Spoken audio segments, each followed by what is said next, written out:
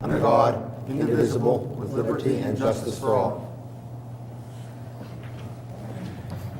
Roll call, please. Mr. Alt? Mr. Beistel? Mr. Calero? Here. Mr. Fry? Here. Mrs. Love? Here. Mr. Polakowski? Here. Mrs. Rhodes? Mrs. Shipley? Here. Mr. Betts? Here. Samantha Gray? Hudson Nicholson? Let the record show that Samantha and Hudson are at a mock trial event this evening and are unable to attend. Mrs. Rhodes called to tell me she was ill this evening, and Mr. Alt had called and indicated that he was going to try to be at the meeting but might be running late. Thank you. Citizens' comments, please. No comment cards, sir. Thank you. Discussion? At this time, I'd like to introduce Cindy Schaefer, curriculum specialist at Westmoreland Intermediate Unit, and she's accompanied by Tim Hamill, who's the curriculum director. Is that correct, Tim? At Westmoreland Intermediate Unit. We had talked to you a month or so ago about a PVOS primer and having someone come that was able to explain that better than any of us, and Cindy's that person. So I'd invite you down. Short straw, right? I'd invite you down front. We'll lower the screen and let Cindy teach us some things. If you want to take a handout with you, there's a handout at your desks. It looks like this, which are duplicates of Cindy's slides.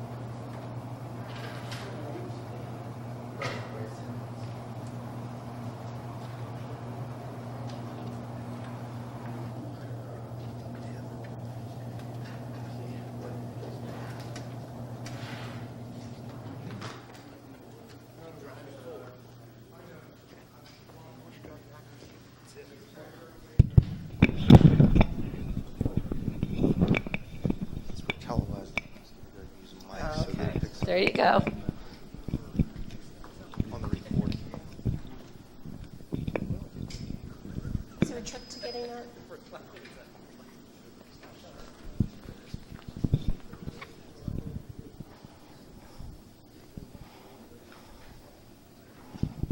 Good evening, everybody. Oh, there it goes. It's always 2 or 3, isn't it? Hello, hello.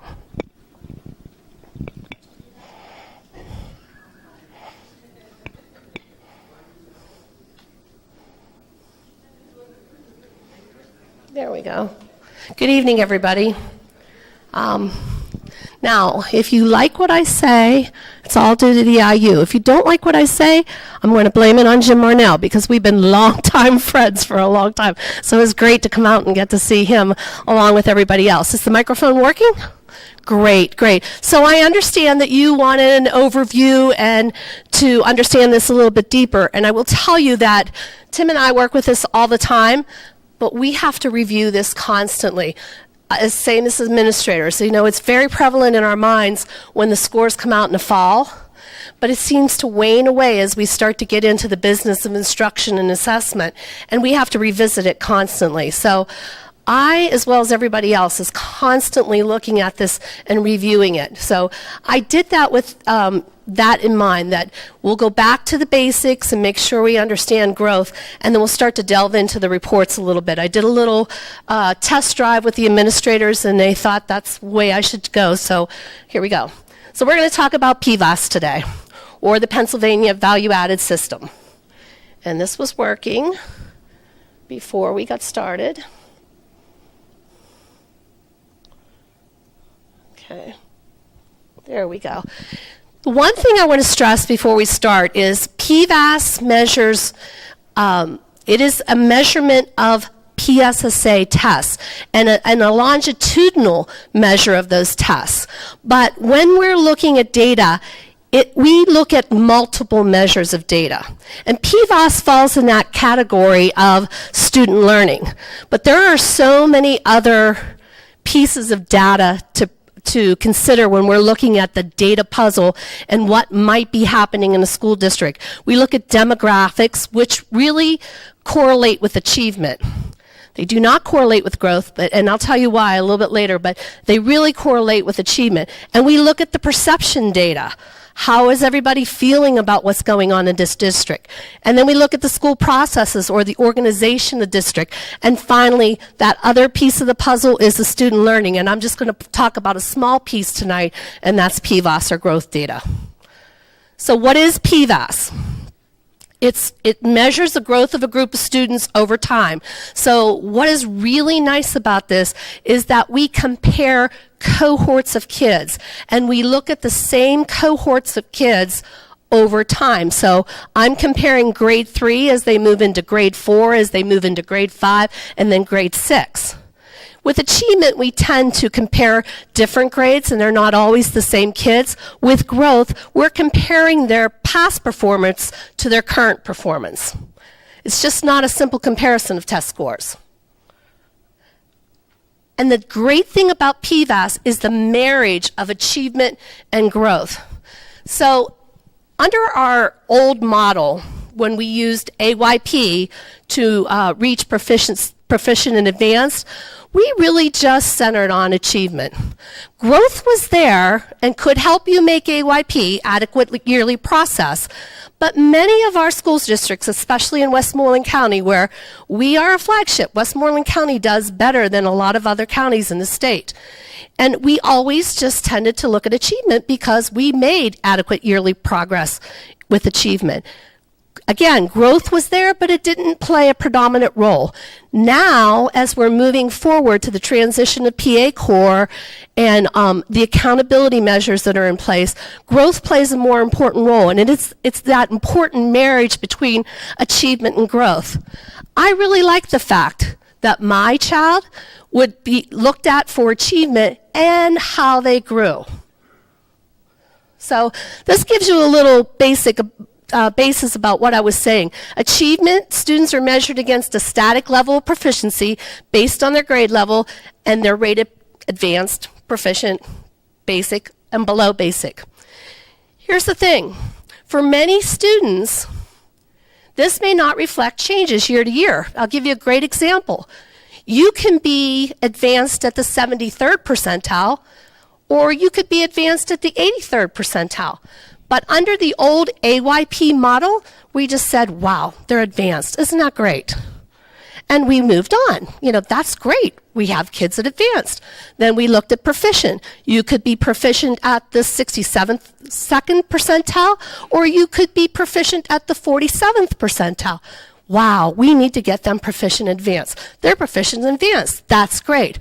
And under the old AYP model, we put all of our attention on those kids that were below basic and basic. And we had to get them up to proficient and advanced. That's how that was our accountability measure, and that's what we looked at. With growth, we look at a group of kids or a cohort's performance relative to a previous performance. And we say, did they move from basic to proficient, or did they move from a lower basic to a higher basic? So kids actually get credit for actually making progress. And in the growth model, it's very sensitive to even the minutest move of progress. So but that has caught us too, because remember I said when kids were advanced and we celebrated they were advanced, we didn't realize that advanced kids were actually slipping within that category. We just kept seeing that they were advanced. And now it's come to light, are they low advanced or are they high advanced? And that's what growth is all about. So one of the important measures is that all students are included in the analysis. You need to know that this is based on a cohort. We cannot measure growth for individuals. There would be too much error around it if we brought it down to an individual. In fact, PVAS won't measure anything less than 5 students. So if that group of students that we're looking at is less than 5, there is too much error around it and they won't do the measurement. Okay. PVAS gives us 2 types of information. It allows us to look back and see what happened in the year prior, But it also allows us to look forward and say, given the information that we have to date and all of the PSSA history of scores, we can also look ahead to projections to say, if we kept things the same way, kids might perform like this. It's not an absolute, it's not 100%, but it gives us a good look at what might happen if we stayed the course. If we change something, then we can look and see if that change was valuable or not. Again, there's no individual student growth measure. There's two types of testing and two types of methodologies. In grades 3 to 8, we have continuous PSSAs. So we do what we call a growth standard methodology. But for instance, for science, they only give science in the 4th and the 8th, so we have to do a predictive methodology. Same thing with the keystone areas as well. Just a little, you probably already know these colors, but we're going to move into reports pretty soon, and I want you to understand the colors. So G is the growth standard. That is that 0 growth standards that says, compared to last year, we have maintained that cohort's performance, and green can be good. Light blue says we have moderate evidence that we've exceeded this PA academic standard. Dark blue, even more evidence that really tells us, wow, we're really on the right track. We're doing something really great with the kids. Yellow would indicate there's moderate evidence that we might want to sit back and really look into what we're doing. And red would indicate we need to take a closer look at this and see what's going on because it doesn't seem to be working. So it's all about the degree of evidence, and that's what the colors are associated with. So here's the dilemma for us as teachers. Kids come into school, and they don't all start at the same place academically. I can relate that. You've probably seen the little video about the track team, and you join the track team, and everybody is at a different place when they join the track team. But if we always talk about shaving off time off of a track member's score, and we're really happy when they've shaved off time.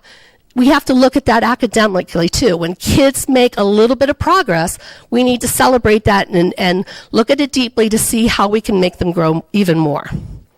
So, regardless of where they are, if they're a higher achieving group, if they're a middle achieving group and a lower achieving group, we have to buy into that we never want students to lose ground academically.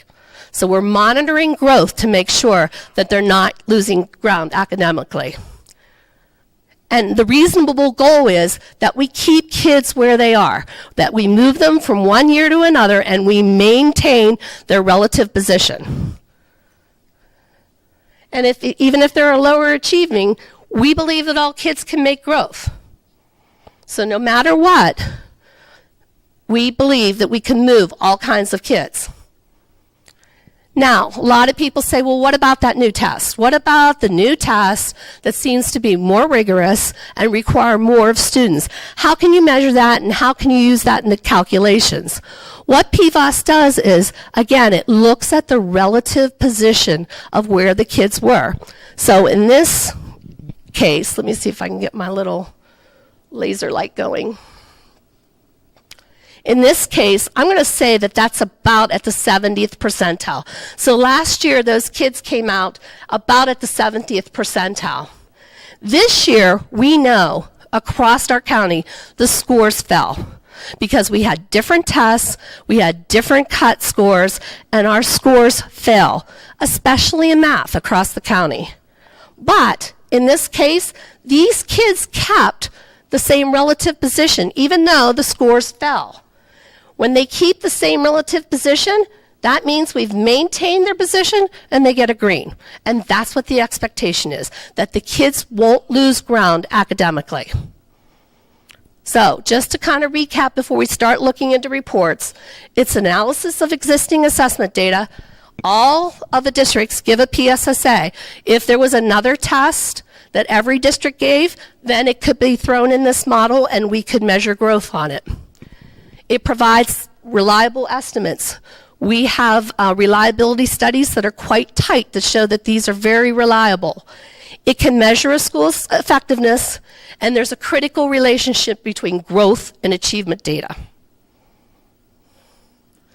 All right, again, I just want to emphasize that this is one small piece of the puzzle.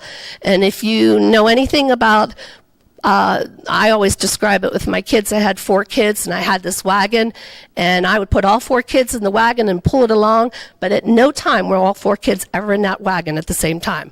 I was stopping to pick up one, and while I picked up one to put in the wagon, 2 more fell out. So when we concentrate on one piece, sometimes other pieces seem to go down a little bit. So it's part of a puzzle that we're putting together, and it's more than just our student learning. Okay, so the PFAS reports that we're going to do, we're going to start digging in, and I'm going to share the reports with you and just kind of show you what you can glean from those reports as we dig in deeper.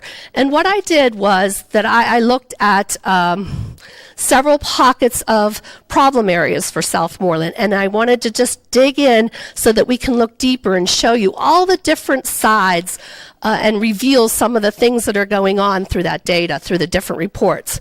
So it's going to help me look at curriculum. It's going to help me look at instruction, assessment, and organization. So the new buzzword is CHOW. Curriculum assessment, curriculum instruction, assessment, and organization, or CHOW. Okay, we're going to look at something called scatter plots. And when we look at a scatter plot, there are 4 quadrants that we want to look at. And the upper right quadrant is the most desirable quadrant to be in, because if you're in the green quadrant, you are growing and achieving. That is the goal for everybody. We want to be growing and achieving. If you're in the yellow quadrant, and you're above that 0 standard line going across the middle, then you are achieving but not growing. If we look at the red quadrant, you are not achieving and not growing. The blue quadrant would be not achieving and growing. So the ultimate quadrant to be in is right here. Many of our districts right now are struggling with the fact that they're here. That under that old AYP model, they were achieving and they're struggling with growing.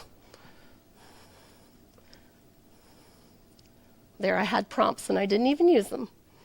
Okay, so there's something called a scatter plot. What I have plotted here for you is a view of what it would look like statewide, IU-wide, and the red star is indicating the elementary school in this case, was we're going to look at 4th grade math. What's really interesting about this and why I chose to share this with you is as I go through these scatter plots, I want you to watch the shape of the scatter plots. It's really funny how our IU actually takes on the shape of the statewide plot. So if you look, this one's kind of horizontal and spread out, and so is our IU one. Now, remember I said this is the ultimate quadrant that we want to be in. This one is saying achieving but not growing. So, okay, we have half of that puzzle in student learning. We've got half of it. Now we have to focus on growth. So we have a concern in 4th grade math that kids aren't growing or meeting the PA academic standard. In this case, there's enough information there to say we need to delve in there and find out what's going on. 4th grade math. 5th grade math. See how everything tightened up here? Same with the IU. It tightened up as well. This one's closer to the growth standard, but still indicating, we need to look at that a little bit closer too. While we're still achieving, we are not growing at the rate that we would like to grow. We'd like to be at least right here at the PA academic standard or better. 6th grade math is a different landscape. Again, look at the state. It goes out, and so did the IU. And now you're one of the schools in 6th grade that has the highest growth. Still achieving and also growing. This is the desired quadrant we want to be in. 7th grade math, we took a step backwards and concerned about the growth in 7th grade again. And now eighth grade math, growing and achieving. Now I want to stop and say I really believe this with all my heart. This 8th grade math is growing and achieving, but it couldn't have gotten there without 7th grade and all the grades before. So Vince is shaking his head because he knows I sing this song. It is, when they take the 8th grade test, it is a K-8 test. If they're stumbling, and they see some pockets of concern, but if they're not doing everything they can, 8th grade couldn't be there. Okay, so I really believe, and in 7th grade, it's a K-7 test. So we talk all the time to, for instance, K-2. They don't have any reports that they have to deal with, but we tell them all the time, when that 3rd grade takes the test, you need to take ownership because it's a K-3 test. And I've never seen K-2 teachers across this IU work any harder than they have been recently because they've taken ownership with that. Would you agree, Dr. Mahler? Okay, so that's math. So we saw a couple pockets. I believe it was 4th, 5th, and 7th. And now we have Algebra 1. This score is indicating the middle school. These are kids in 8th grade primarily. This score is kids that are retaking the algebra tests in high school. Typically across the county, we see achievement in those 8th graders that seem to indicate that they're ready for the Algebra 1 test. And typically those kids that don't seem to have eligible content cemented typically score a little bit lower. So that's a typical landscape. Again, in all cases, as I looked at the math, everything was above the achievement line. So far, we have been in this quadrant and this quadrant. Now let's go into reading. Reading was a little bit brighter picture. There's a couple areas of concern, but here's your 4th grade reading. In the desired quadrant, above the achievement line, and enough from the growth line to indicate evidence that something's working. Here's 5th grade. Now that 5th grade, while it's on the other side of the line here for growth, it's not far enough away from the line to indicate there's a real problem. That's a case where we have a green, but is that green good enough?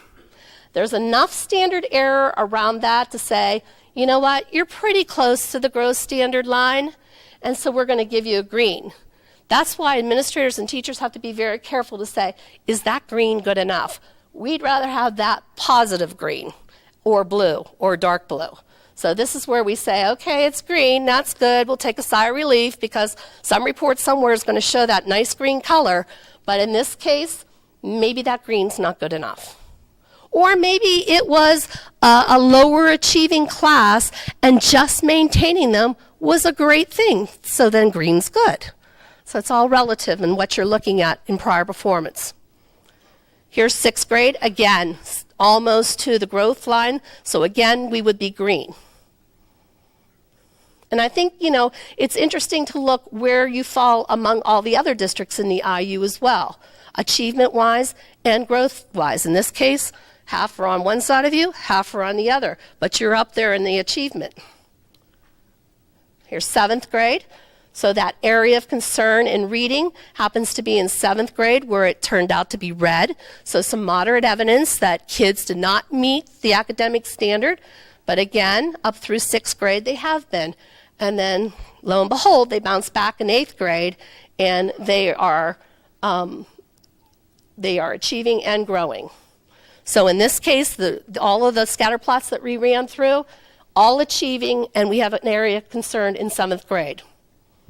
Literature, your Keystone Literature test, again, achieving and growing.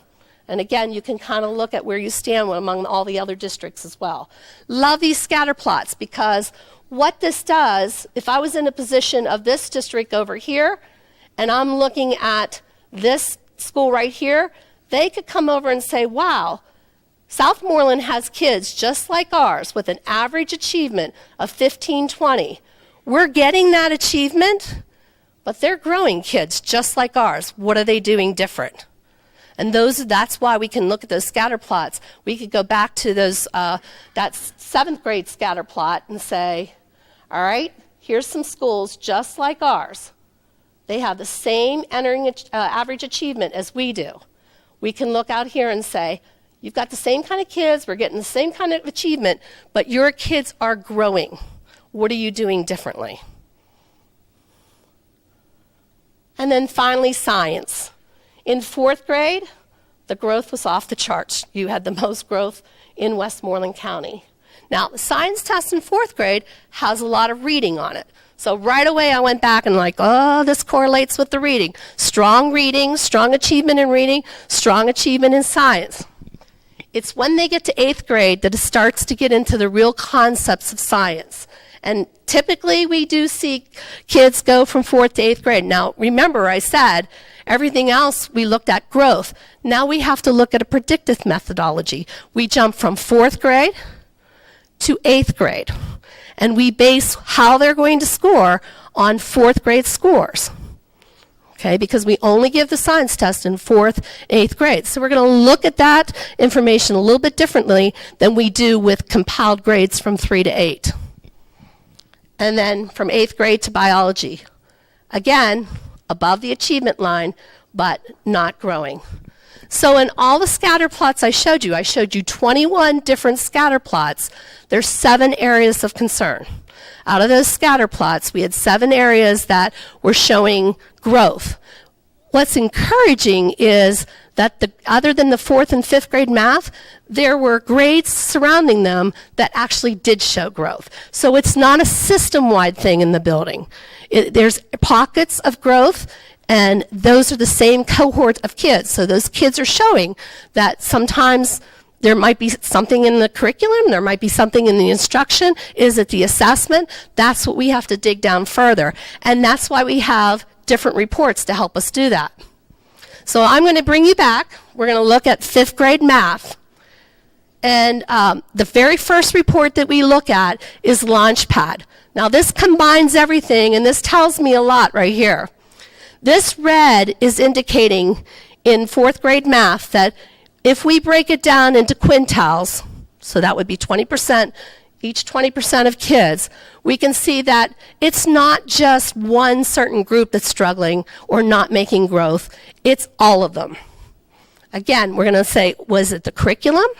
Is it the instruction? Is it the assessment? Contrary to that, we've got 5th grade, and we break them down into 5 groups, 5 being the highest, 1 being the lowest.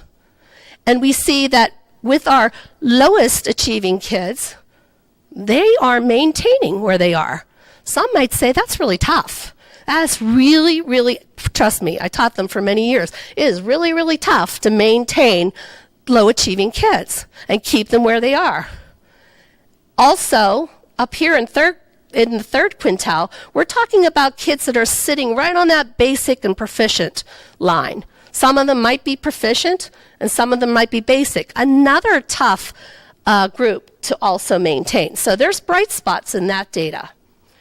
And then, contrary to that, then we have reading. So we look at 4th grade and say, okay, 4th grade math, red, we've got something going on there. But yet reading, look at the blues and the greens. We maintain the lowest achieving kids, and all of the rest of the kids showed evidence, moderate to significant evidence of growth. And the same with science. So just by looking at this, we can say, I think I can eliminate that it's not a reading problem. That we feel pretty confident that when they get to that 4th grade test, they're probably not struggling with the reading. They might be struggling with multi-step problems. They might be struggling with, they only read half the problem and think they have the answer. So there's a lot of things that we can start digging. I see John going, yeah. Or they might be struggling with concepts, or they might have the process, but the numbers and operations are their problem. So we have to dig deeper to see what is causing that problem. But we pretty much eliminated that it's probably not a reading problem. Same with 5th grade. We have one pocket of concern here. While the 5th grade data was a little bit brighter, we still have a pocket of concern. This actually happens to be those proficient kids. Those kids that were predicted to be proficient, but some of them are slipping, and there's moderate evidence that we have to give that a look. But here we go. We have our lowest or lowest achieving kids that really have real reasons why they struggle. Often things get in the way of their learning, and yet they're maintaining. So I can tell you across the county, our teachers do a bang-up job with kids that are low achievers, because that's the way we did it for AYP. We wanted to get those kids, we wanted to have them proficient in advance, so we put all our eggs in a basket and we went after those kids. Now it's a real shift.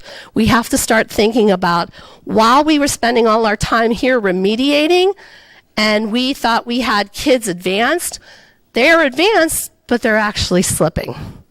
And think of yourself as a teacher. When I taught, I didn't have that information.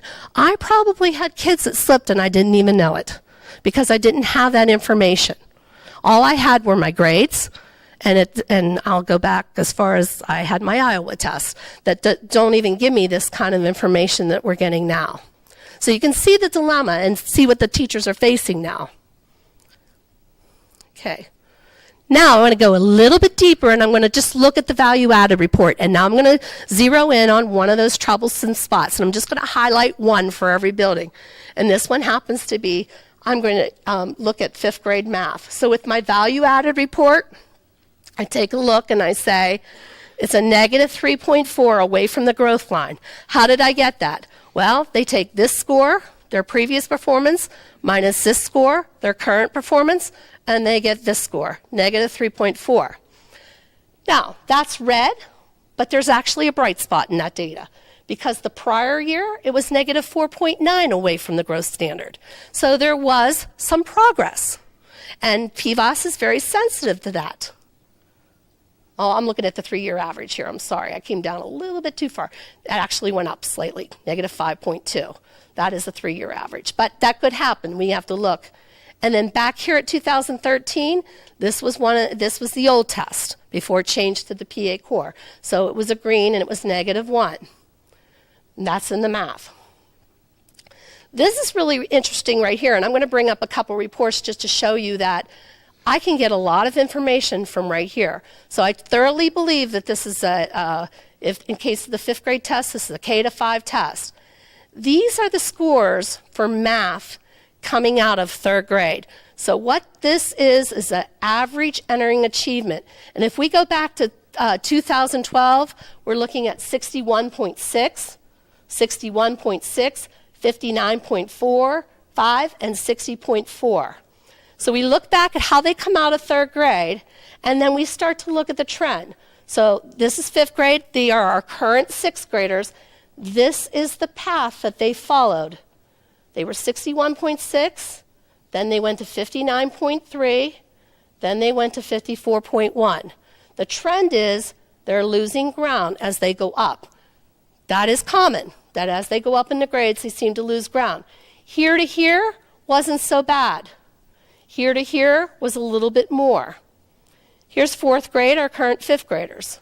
They were 59.5, and then they were 51.3. So I can start looking at that and say, well, they're coming out pretty high in 3rd grade. What are we doing in 3rd grade that seems to get them ready? And I can tell you that an average achievement of 61 is quite high for the county, 65 being the highest that I've ever seen. So these are quite high for the county. So what are we doing in K-3 that we don't seem to be continuing through 4 and 5? Could it be the curriculum? I don't know. I'm not here enough. Could it be the instruction? Could it be the assessment? I often find that our teachers are making that transition to a new way of instructing, and they haven't quite got to assessing the way they're instructing yet. So we are still in a transition, but we really need to figure out what's going on. Now, I pulled these up because I want to reiterate that while that was slipping, and I hope you can see it, but down here in reading, these reading scores weren't as high entering achievement coming out of 3rd grade. So the math was actually higher coming out of 3rd grade than reading. But we have better colors here. And the first thing I said to the staff was, I take it from looking at those colors that you were concerned about your reading and you started really doing some things in reading. And they said, yeah, that's what we did. And that was reflective of, I could tell in looking at their scores and then adding the science to it, they blew the doors off the science. But again, that doesn't happen with just a science teacher. That happens because the reading teacher's involved, that happens because the math teacher's involved, and it's all going together. So here something's going right, and they put a lot more emphasis and made some changes in reading, and when that happened, something happened in math. So now what's your focus in the elementary, Mr. Lee? The math, yeah. So now, we have a new focus, and somehow we have to balance all of them, which is a really tough job to do. Digging deeper into math, we can start looking at the old way, and I want you to understand that moving away from AYP to now this growth, achievement, and growth model is, we can start digging deeper. So here's evidence that we were doing a bang-up job with those lower achieving kids, which are about 41 kids. It's the way everybody did it. We needed to make AYP. But here's where the bulk of the kids are, 70 to 18. And we used to be very happy to say our kids are proficient in advance. It's great. We're proficient in advance. We have so many percent proficient in advance. But what this is indicating is that we're actually slipping in those categories. So still they get their little paper that says proficient in advance, but it's revealed to us that they're slipping. And if we don't stop that slippage, it'll become red. I can go one more further, and if that wasn't good enough, now I can divide it into quintiles and say, all right, of those lowest achieving kids, who's really struggling? In this 5th grade math, it's those upper kids that were predicted to be in the top 40% statewide. On the statewide distribution, these kids were predicted to be in the top 40%, and they did not meet their prediction. But these kids that struggle every day that they come to school, they're maintaining. They're doing really, they're getting what they need to get to meet the growth standard. That's a really hard pill for teachers to swallow, because they say, for years and years, we were really fixated on those kids that were struggling. And what's this called? When we do that, when we start to look at this, we call it differentiation. And in my years of teaching, differentiation meant that we really looked and made instruction different for these kids. But now we're talking about all kids. And sometimes when you have 28 kids in a room and you have to differentiate for all 5 groups, that's a tough job. We have one more report. Remember I said we can look ahead with PVOS data? Well, PVOS data will let us do a projection. So here we know 5th graders who are now sitting in 6th grade, we know that 33% of them are predicted to do 70% or better on the PSSA. So what teachers are doing with this data is they're quickly getting out, okay, so how are they doing for me grade-wise? How did they do on the PSSA? Here at Southmoreland, you use Study Island. Am I getting those same results from Study Island? Are they on the projected path that they're predicted to do, given all their data history from 3rd grade to now 5th grade? Are they on that path to be 70% or better? And if I see somebody on that list, because if I click on this number right here, it's going to reveal all the students for me and tell me how close they are to that prediction. And then I have 21% that are predicted to be 40 to 70 and 38%. Now, past history shows me that if I keep on doing what I'm doing, they're probably going to be maintained and do okay. But I don't want to say that we want to sacrifice these kids for these kids. We want to find a nice, healthy balance. Same with 7th grade reading. I won't have to go quite as long. We can dig in, and here you go, green on either side, but here we didn't see growth. So now we start looking to see what was that trend. 56, they dropped to 53, but went up to 54.6. In 7th grade, it was 56.6 to 51. If things work out the way they have, they'll more than likely see a green or the blue. And so now we've got to figure out what's happening K to 7 that's not making the same results as K to 8. Okay, again, it could be curriculum, instruction, assessment, or organization. Digging deeper, here we don't even have any kids in below basic. We have one kid identified. Remember I told you, we're not going to do a measurement of anything under 5. So that's too much hair around that, and there's no information. But here again, our kids that seem to be struggling, they're maintaining from year to year. That's great, because that's hard to do. Once again, proficient in advanced. And again, I want to reiterate, this is no different than what I'm seeing across the county. And then we can break it into quintiles. Once again, those kids, those 35 kids here, we're maintaining, but the bulk of kids, we see slippage. They're still being called proficient in advanced, but they're actually slipping in their categories. And then we can look at the projections. Biology. This is one we had a concern with, achieving but not growing. Biology uses the predictive methodology. So here we're looking at algebra, literature, and biology. Biology is typically given in what grade here? 10th, typically. So of our lowest achieving kids, they're maintaining from 8th grade to biology. They're coming in a certain level, and they're maintaining that certain level. But if they're coming in here, they're actually slipping. And we're seeing that in quintiles 2, 3, 4, and 5. You can see it's a little bit different methodology, because what they use is they look at the average scale score of the kids and what they scaled, or what they actually scored, versus the predicted score based on all of that longitudinal data that PVAS looks at and calculates, and says, what's the difference between the predicted score and the average score? Here in 2013, there was minimal difference, so they got a green. Here in 2014, about 10 points difference, and here in 2015, about 10, or 11.4 and 10.1. So a little bit brighter picture here, because not as far away, but concerned that they're not growing at the rate, or evidence that they could make better growth. And then we can break that down into the quintile. Oh, actually, I brought this up because, let's see, I brought one up.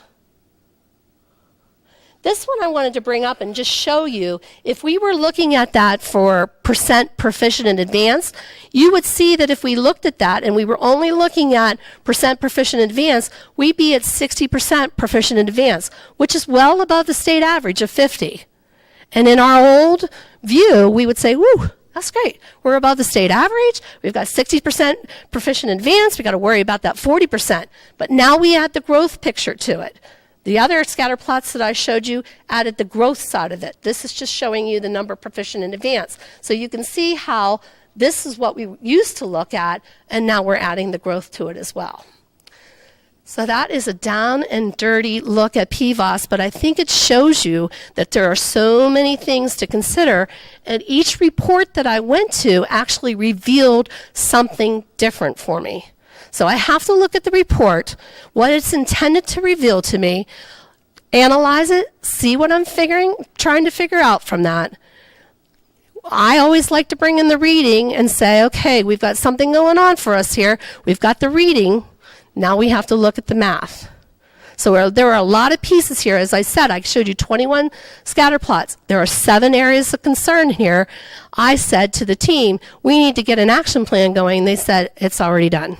So they're well on their way of starting to look at it, well aware of where their areas of concern were. And we had some nice conversations the other day when we were looking at some of this data. So again, there's even more reports that I can look down into. I can work one-on-one with teachers and say, here are the kids who are of most concern. What are we going to do for them? Any questions?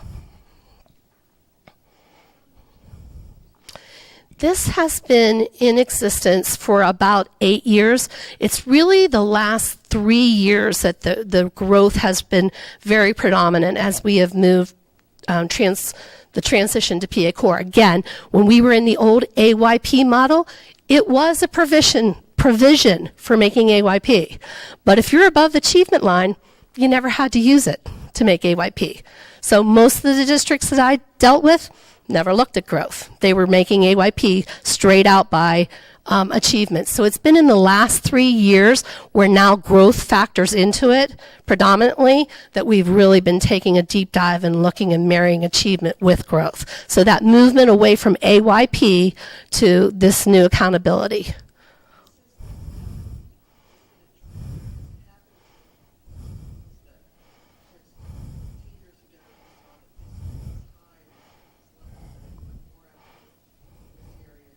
Unfortunately, it's like that wagon story. I mean, I'll see that everywhere. And what's really nice about the scatter plots is to say, if I just bring this up, when you're talking to teachers, and first when we came out with this, it was hard for them to digest this and really buy into it. But then when you show a statewide data plot, and a lot of teachers would say, it's the test. I'm telling you, it's the 7th grade math test. That's why we don't do well. But then we go and we look and say, okay, we would buy that, except for that quadrant 1. There's all kinds of schools out there.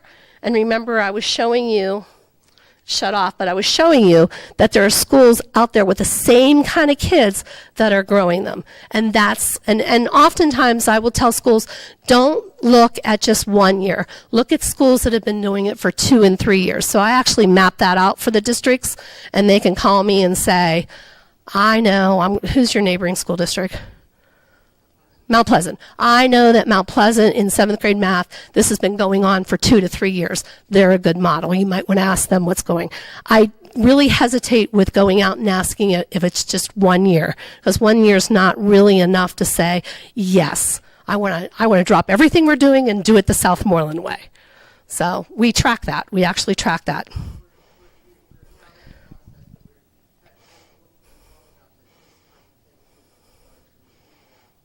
As we start to solve the problem, I was just in a district today where, we've gone over it 1,000 times, but I found that the teachers were like, I think I get this. Even though I said the same thing twice before in January, they're like, you know what? I think I get this because I'm now starting to see what you're talking about.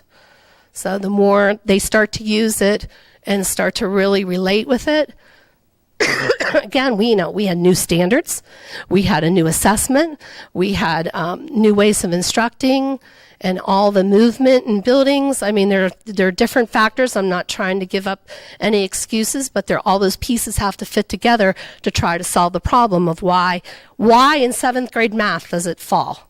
We're in the same middle school, basically the same curriculum. So now I don't know enough to say, but I might want to delve into, is it instruction and assessment? Am I actually assessing what I'm instructing at a higher level? And that light bulb went off for me at that school. They were like, you know what, you're right. We stand there and we give them all this rigorous stuff, but we're still using the same old tests. We're going to try doing the assessment different.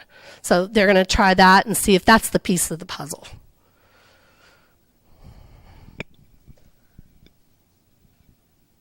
You're all experts and can do this, right? Speaking of experts, I just want to throw this in that there are a handful of schools in the state of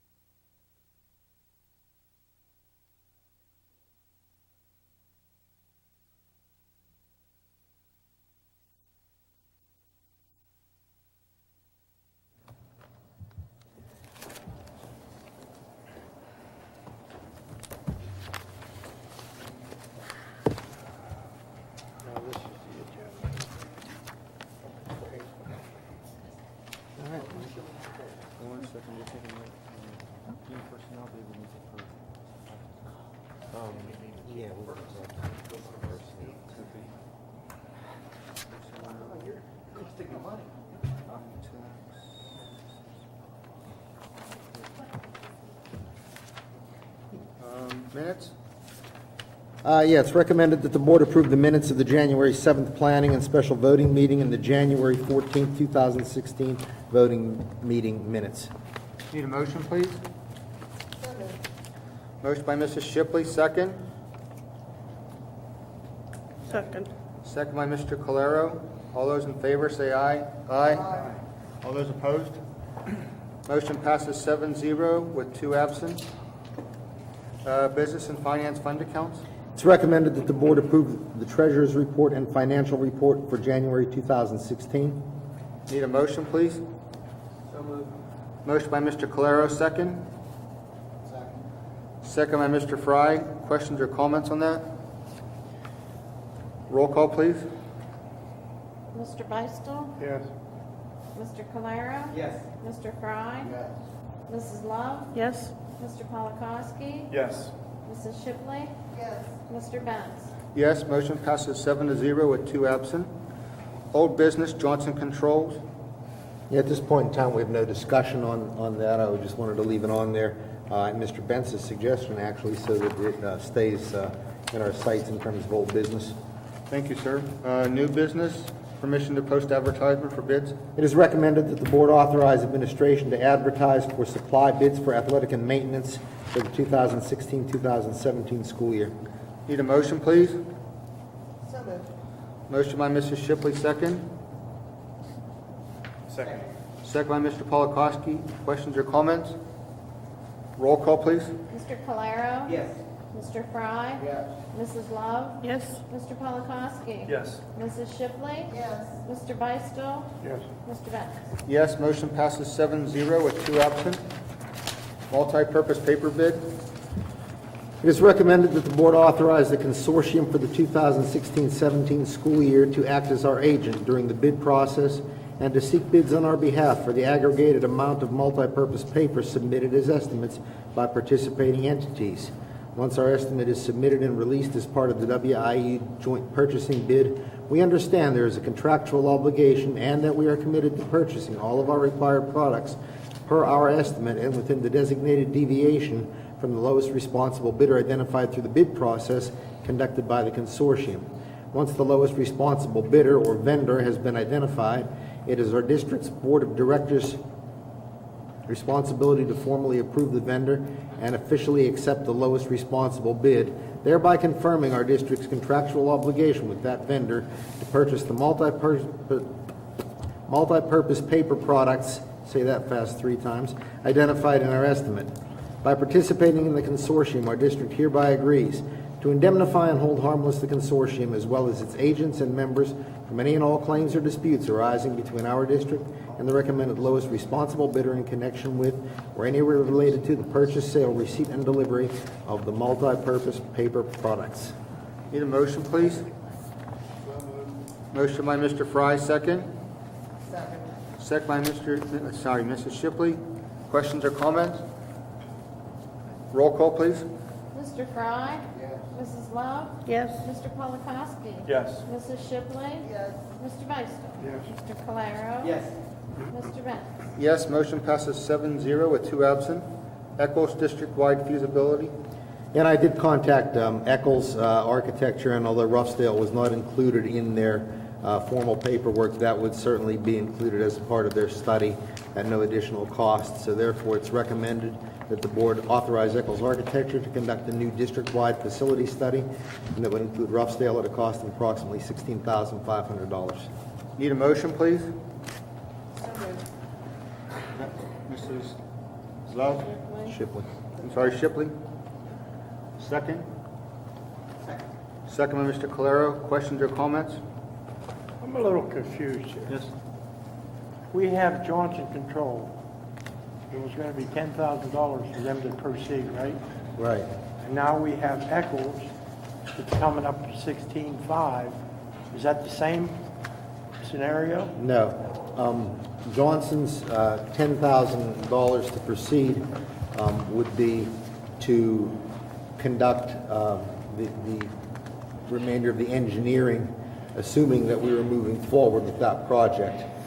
All right, Eccles, the reason for them coming in is they're going to look at all of our facilities and determine whether or not we need to keep the configuration we have, or perhaps eliminate a building and therefore eliminate the need to have Johnson Controls come in and do the rest of their study. Does that make sense? Did I say that well? Well, I see where you're coming from. Yeah. I just was confused. We're talking about $10,000 for Johnson. Here we are jumping up to 16.5. Yeah. And I couldn't understand what the reasoning was. Yeah, the discussion a couple meetings ago was, do we need the primary center or do we want to shutter it? And this study will make that, or help us to make that determination. It's just a study to see where we might go with what, right? Right. Okay. Any I other don't know questions? what was, I'm sorry, Mike. Go ahead. Just let the record show Mr. Alt's here. Mr. Alt, you have a question? Does Eccles know that's what we want to know, Yes. whether, one, both, or neither Yes. is something that we should keep and maintain? Yes. And I'll be working closely with them to make sure that they, I just want to ask, I don't want to, we're on the right track with this feasibility study. Doesn't the state also provide that service? Someone had mentioned it to me. I had no clue, Not but I that thought I'm- I'd bring it up. not It's that I'm no aware charge. of, No? Mr. Marnell, do you know the state conducting a facility study? Not currently, but years ago, there used to be an organization called the Pennsylvania Economy League. Okay. Used to do that, but whether they did it free or of charge, I don't I mean, know. I don't know either, and I don't want to derail where we're headed with But yeah, this. I have not heard of that organization doing facility studies for a long time, but they were there. You know how I feel about spending money. Well, yes. Does this put a stop to temporary hold on Johnson from continuing their investment grade audit? Yes. They've done the 80%, and before we authorize them to continue and do the 20%, there's no point in spending money on a building that we aren't going to be using. So there you go. We're not spending both. You're putting the horse now in front of the cart. So you're having Eccles come in and do this pretty exhaustive feasibility study. Right. And that will determine that if you're going to keep those facilities, then we can move ahead with finish the investment grade audit. Correct. And do those upgrades that those buildings need if we're going to keep them. Any other questions? Roll call, please. Mrs. Love? Yes. Mr. Polakowski? No. Mrs. Shipley? Yes. Mr. Alt? Yes. Mr. Beistel? Mr. Calero? Yes. Mr. Fry? Yes. Mr. Benz? Yes. Motion passes 7-1 with one absent. Overnight Regional Orchestra trip. It's recommended that the board approve an overnight trip to State College for regional orchestra from February 25 to 27, 2016. This would be 2 students we Need a talked mo- about last week. Motion, please. Motion by Mrs. Shipley, second. Second by Mr. Fry. Questions or comments? Roll call, please. Mr. Polakowski? Yes. Mrs. Shipley? Yes. Mr. Alt? Yes. Mr. Beistel? Mr. Calero? Yes. Mr. Fry? Yes. Mrs. Love? Yes. Mr. Benz? Yes, motion passes 8 with one absent. We need a motion to recess to executive session for personnel and 2 tax assessment items. So moved. Motion by Mr. Calero, second. Second by Mr. Polakowski. All those in favor say aye. Aye. All those opposed? Motion passes 8-0 with one absent. Second by Mr. Beistel. All those in favor say aye. Aye. All those opposed? Motion passes 8-0 with one absent. Personnel resignation. It's recommended that the board accept the resignation of Sandra Geiger as personal care assistant at the primary center, but that she be added to the day-to-day sublist for substitute aide and substitute school nurse on an as-needed basis. Need a motion, please? Motion by Mrs. Love, second. Second by Mr. Beistel. Questions or comments? Roll call, please. Mrs. Shipley? Yes. Mr. Alt? Yes. Mr. Beistel? Mr. Calero? Yes. Mr. Fry? Yes. Mrs. Love? Yes. Mr. Polakowski? Yes. Mr. Benz? Yes, motion passes 8-0 with one absent. Assistant varsity softball. It's recommended that the board approve Jason Bandemir as the assistant varsity softball coach. Need a motion, please? Motion by Mrs. Shipley, second. Second by Mr. Calero. Questions or comments? Roll call, please. Mr. Beistel? Mr. Calero? Mr. Fry? Mrs. Love? Mr. Polakowski? Yes. Mrs. Shipley? Mr. Alt? Mr. Benz? Yes, motion passes 8-0 with one absent. Middle school girls softball coaches. It's recommended that the board create a middle school girls softball head coaching position at a supplemental salary of $2,746 and a middle school girls assistant softball coaching position at a supplemental salary of $2,406 and authorize administration to post the positions. Need a motion, please? Motion by Mrs. Shipley, second. Second by Mrs. Love. Questions? Roll call, please. Mr. Alt? Mr. Beistel? Mr. Calero? Mr. Fry? Mrs. Love? Mr. Polakowski? Mrs. Shipley? Mr. Benz? Yes, motion passes 8-0 with one absent. Day-to-day substitutes. It's recommended that the board approve the following to our day-to-day substitute list: Jennifer Blackburn and Nicole O'Rear as substitute non-professional day-to-day employees, and Kenneth Stewart as a substitute van driver on an as-needed basis. All clearances are on file and up to date. Need a motion, please? Motion by Mr. Fry, second. Second by Mrs. Shipley. Question? I'm sorry, Mrs. Love. I don't know why you two sound the same to me today. Questions or comments? Roll call, please. Mr. Calero? Yes. Mr. Fry? Mrs. Love? Mr. Polakowski? Mrs. Shipley? Mr. Alt? Mr. Beistel? Mr. Benz? Yes, motion passes 8-0 with one absent. Open custodial position. It's recommended that the board authorize administration to open a custodial position and authorize administration to have the position posted. Need a motion, please? Motion by Mrs. Shipley, second. Second by Mr. Calero. Questions? Roll call, please. Mr. Fry? Mrs. Love? Mr. Polakowski? Mrs. Shipley? Mr. Alt? Mr. Beistel? Mr. Calero? Mr. Benz? Yes, motion passes 8-0 with one absent. Middle school cheerleading.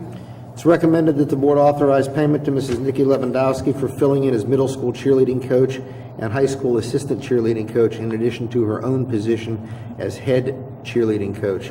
And she would receive half of each of those salaries. Need a motion, please? Motion by Mrs. Love, second. Second by Mr. Polakowski. Questions? Roll call. Mrs. Love? Mr. Polakowski? Mrs. Shipley? Mr. Alt? Mr. Beistel? Mr. Calero? Mr. Fry? Mr. Benz? Yes, motion passes 8-0 with one absent. Personal care assistant. It's recommended that the board approve the hiring of Jamie Fisher as a full-time personal care assistant at a salary of $14,960 a year with benefits for the 2015-16 school year. Need a motion, please? Motion by Mrs. Shipley, second. Second by Mr. Fry. Questions? Roll call, please. Mr. Polakowski? Mrs. Shipley? Mr. Alt? Mr. Beistel? Mr. Calero? Mr. Fry? Mrs. Love? Mr. Benz? Yes, motion passes 8-0 with one absent. FMLA. It's recommended that the board approve a family medical leave for Morgan Coleman from approximately April 25, 2016 through approximately May 26, 2016 with no break in service. Need a motion, please? Motion by Mrs. Love, second. Second by Mr. Calero. Questions? Roll call, please. Mrs. Shipley? Mr. Alt? Mr. Beistel? Mr. Calero? Mr. Fry? Mrs. Love? Mr. Polakowski? Mr. Benz? Yes, motion passes 8-0 with one absent. Middle school assistant soccer coach. It's recommended that the board open the middle school assistant soccer coaching position effective immediately and authorize administration to post the position. Need a motion, please? Motion by Mr. Calero, second. Second by Mr. Polakowski. Questions? Roll call, please. Mr. Alt? Mr. Beistel? Mr. Calero. Yes. Mr. Fry. Yes. Mrs. Love. Yes. Mr. Polakowski. Yes. Mrs. Shipley. Yes. Mr. Benz. Yes, motion passes 8-0 with one absent. Board reports, student report. You have a copy of the student reports with you. Again, as I said, our students were unable to be here this evening due to a mock trial commitment that they had. Thank you. CWCTC report. Yeah, I just have a few things. In our upcoming February meeting, which is next week, there will be a motion to formalize a non-tran for 2016-2017 school year. And that is to get rid of the anticipation loan, and monthly payments to CWCTC will begin July 1st. Also, last month we talked about the CWCTC increasing the capital reserve fund and maybe instituting a general fund balance. We discussed that in January with the recommendation of the administration. They just want to add a fund balance of $100,000. Before they wanted to increase the capital reserve fund $40,000 and a general fund of $40,000, but with some talking, I don't know how that's going to pan out over the rest of the districts. For $100,000 into the fund balance, but maybe Jack can say a little bit about it, but we'll have to vote on that as a board here at Southmoreland if we agree to that amount or not. So to look forward February meeting and see what they say. We're going to agree with the JOC. What's their fund balance in that case? They don't have a fund balance. No. You started from scratch. Yeah, we have a capital reserve fund. No fund balance. They say anything, Jack? Yeah, we talked about this briefly at our superintendent's meeting, and the superintendents were also in favor of that. You know, sometimes, especially the concern was going to the non-tran. We wanted to make sure that they had a little bit of cushion for cash flow in the event that maybe one or two districts didn't, was unable to pay in a timely manner. This would give them something to fall back on so that they could meet their financial obligations as well. So generally the superintendents were supportive of the idea. How are they going to fund that 100,000? Pardon me? How are they going to fund that 100,000? Come out of the reconciliations that we Okay. would normally get at the end of So the year. we'll get less of a refund then. Right. There was a suggestion that it be 60 using the money that the district saved with the anticipation loan, but they want more. I think 60 is not enough. Yeah, we will, if they vote. And I think the two are interrelated, right, Jason? Yeah. If they don't do the tran, then they would like the fund balance, and if they do the tax revenue anticipation loan, then the fund balance goes away. But as a consortium of districts, 60,000 a year would be saved. So in 2 years, that would certainly recoup their fund balance, and we would still be money ahead at the district level. And one more thing that they wanted me to put out to you guys, all those postcard voting things, they encourage you to turn those in. Why there's so many is Mr. Brasco from Jeanette was our vice president. He resigned from the JOC. And then we had nominated Bill Albright from Mount Pleasant, and he resigned as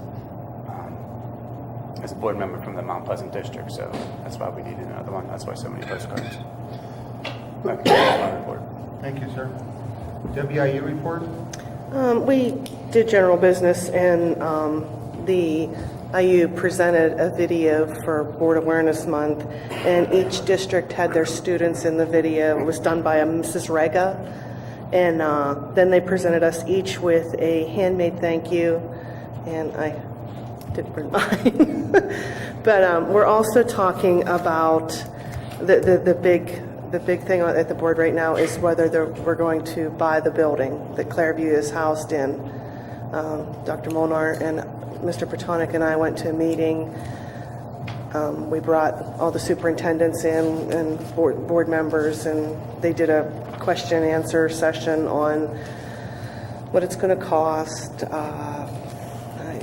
I actually have a synopsis of that, which I'll provide orally in my superintendent's report, and I thought we could open that for some discussion at that time in terms of what our thoughts are. I see it two ways. That's all I have at this time. Thank you. PSBA liaison is not here. Superintendent report. Yeah, we'll start off, Mr. Krofcheck, do you have something to show us?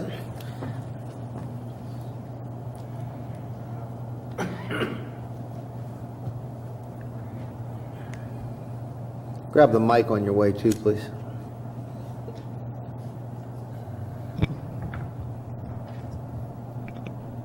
Good evening. This is the letters.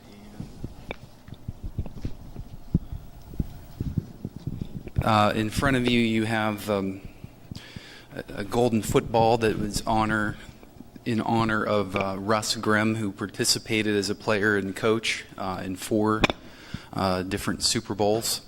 2,000 to 3,000 organizations, high schools mainly across the country, that received these footballs in honor of the 50th anniversary honor roll of the Super Bowl. Are you going to have Russ sign that? I believe that Mr. Swink was talking about looking into that yesterday. Yeah. Mr. Swink and I talked about that very early this morning.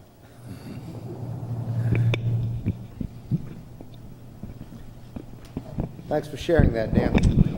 Thank you. Dan, one more question. Yes. Did they give one to each of the players too, or just to the school? I don't know if they gave them to the players or not. I do know you get one per player per school. Per school, okay. Yes. Yeah. I do. Just pass it down here, Peg. There you go.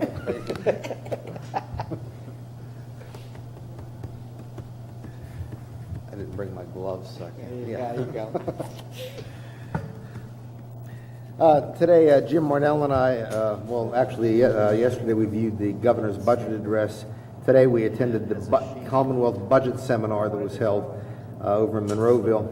The governor is asking the legislature for more money in early childhood, basic education, special education.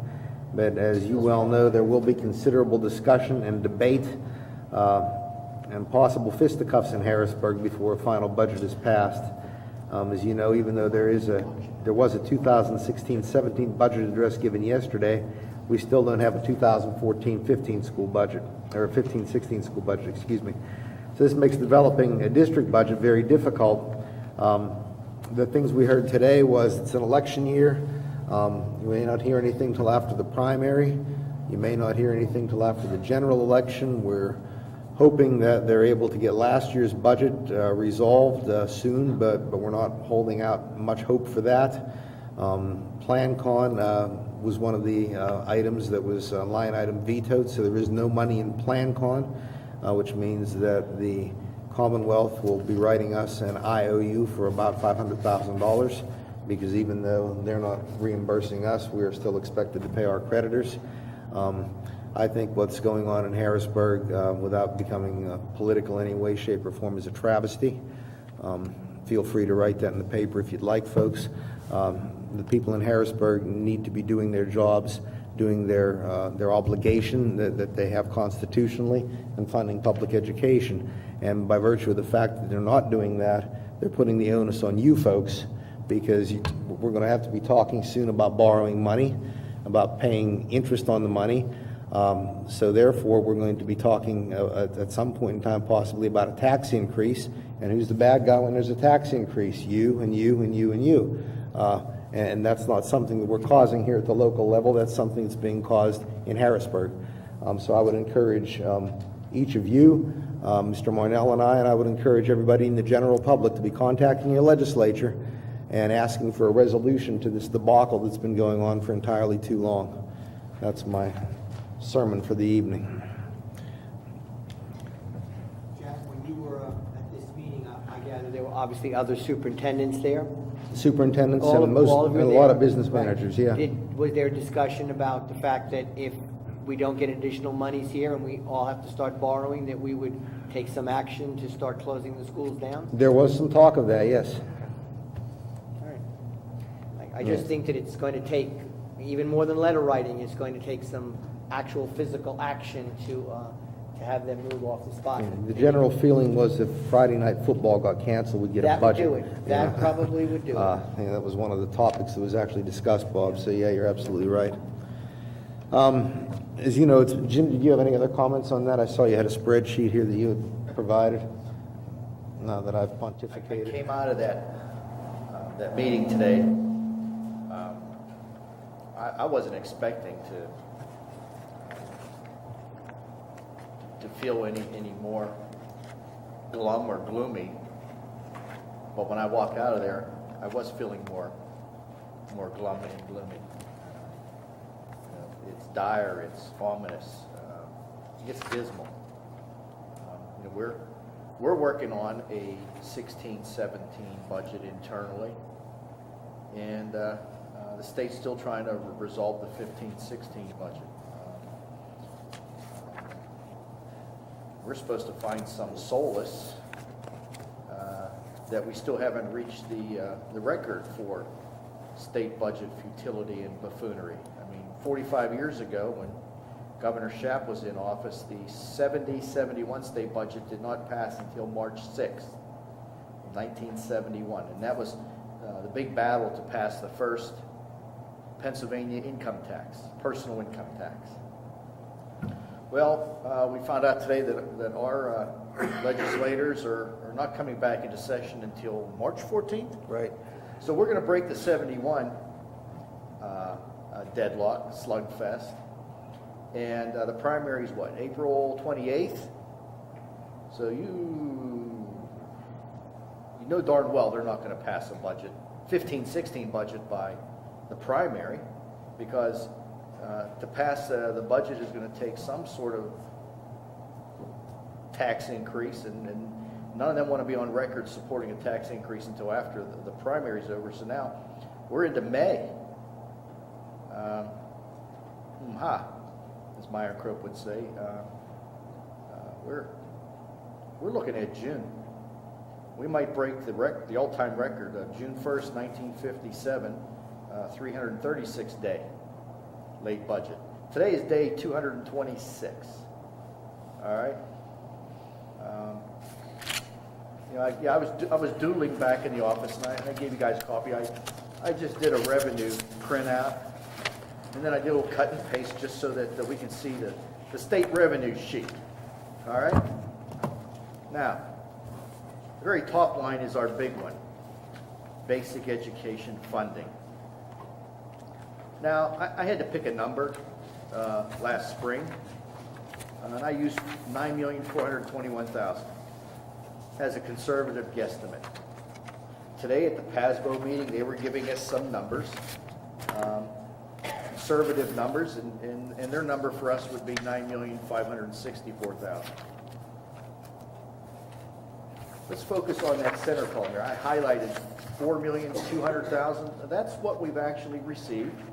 So when they said, the governor approved 45% of the funding, hey, we're right there, 44.58%. Now to the far right, I highlighted in I guess that's pink, red, $5,221,000. Hey, that's a big chunk of change. When are we ever going to see that? So now you're focusing in on your potential borrowing to get through the balance of the school year. Now in January, they did release, and we did receive during the month of January a little over $7 million. So that's good. Now that kept me from coming to work on January 4th, taking a drive down to Scottdale Bank and Trust, and pulling out that $3,181,000 that you see on the last page of the treasurer's report. Because I tell you what, that's what I would have needed to have done to get us through January and into February. Then I would have given that paperwork out to get a line of credit or a loan. So that put off borrowing money. The bad side to putting that off is the fact that the banks are getting a little tighter. Okay, interest rates have nudged up a bit, and the state is in worse situation. And who knows? Yeah, they might loan money to us, districts that didn't need to do it. But you know what? I think we're going to be paying more. But that's okay. We've avoided paying on interest to this day, because if we didn't have that fund balance, we'd have been borrowing money late last summer. All right. You see a bunch of check marks on the far right. Now, those are rows that I have no concerns with. A lot of them are zeros because those are old account numbers that still print out, but they're not being used. Special education is settled. What's the final amount? I'm thinking it's going to be like 1.4 million. I actually put on, me, I like to be as sharp as possible, $1,391,000. Hasbo thinks today, for us, looking at their big spreadsheet, it'll end up being $1,425,000. I originally budgeted $1,365,000. So, I mean, that line item is settled. The money is flowing. We're up to 61% of what I had budgeted. So, okay, we're okay there. Transportation subsidy is now flowing. We're all right there. The next big one that's highlighted is that line called rent and sinking fund. And I penciled in there an IOU number of $348,154. We make payments twice a year on our bond issues, October 1 and April 1. You make your bond payment, you fill out this form called a PDE 2071. I send it down to Dr. Molnar. He signs it. We mail it to the trustee. The trustee certifies that my computation is accurate. We mail it to PDE, and then they kick out the subsidy that the form generates. Well, on our bond issues that we paid on in October 1, it generated a subsidy number of $348,154.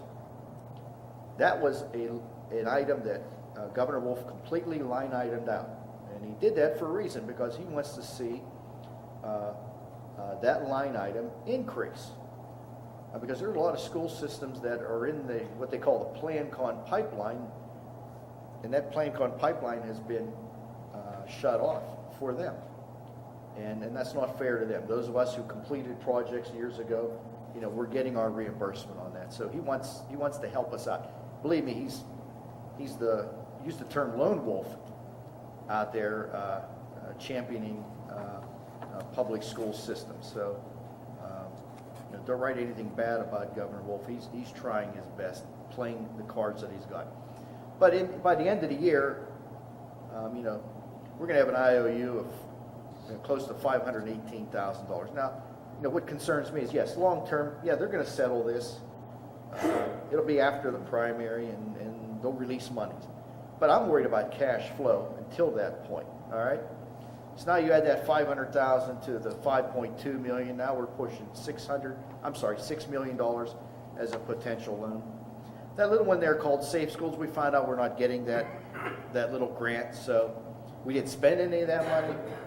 I budgeted for it, but we didn't spend it because we're not getting it. So I put in there not getting. And then the rest of them are okay. We actually got more in the Ready to Learn grant than was anticipated, and that's a good thing. We got all $302,000 with that release of money in January. So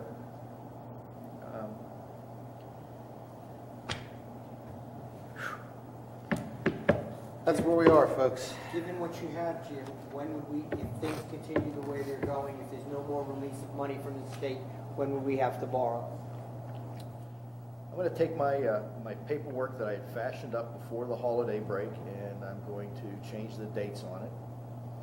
And I'm going to float that paperwork out to the banks in March. Because, again, I'm not betting that they're going to settle this in March.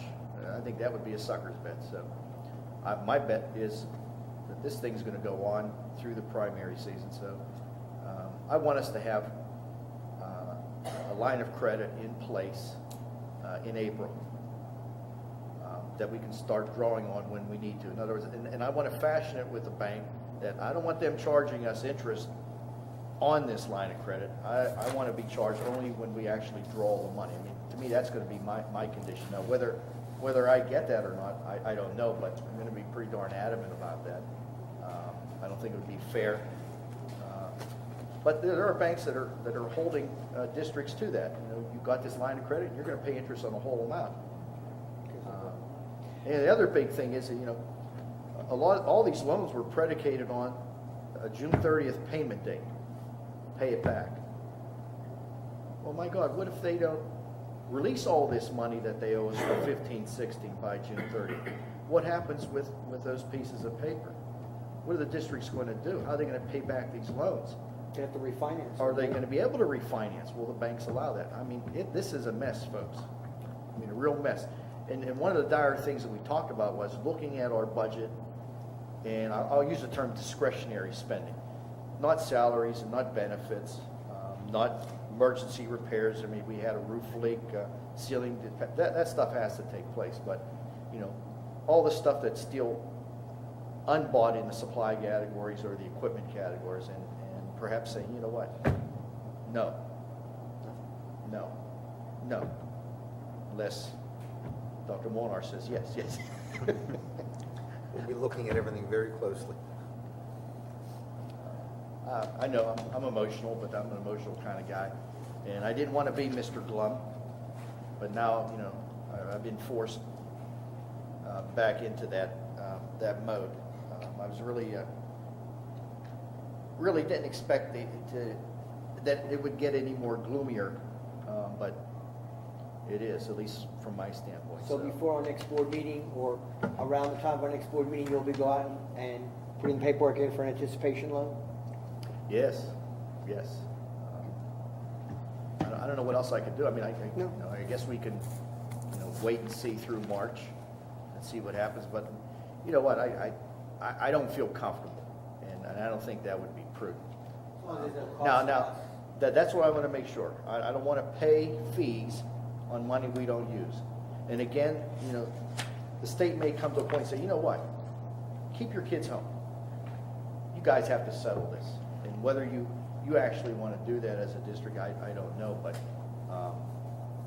again, there's a bunch of these characters down there that would say, hey, look, they made it this far. And there's a bunch of them down there that probably won't come out and say it, but you know what? We don't want these school districts having fund balance. So let them spend it down. And we might get away with a funding year where we don't have to actually give them more money. They've spent down their reserves, which I think has been a long-standing tactic going back to the 90s. So, all right, enough. Thanks, Jim. I have one question, if I could.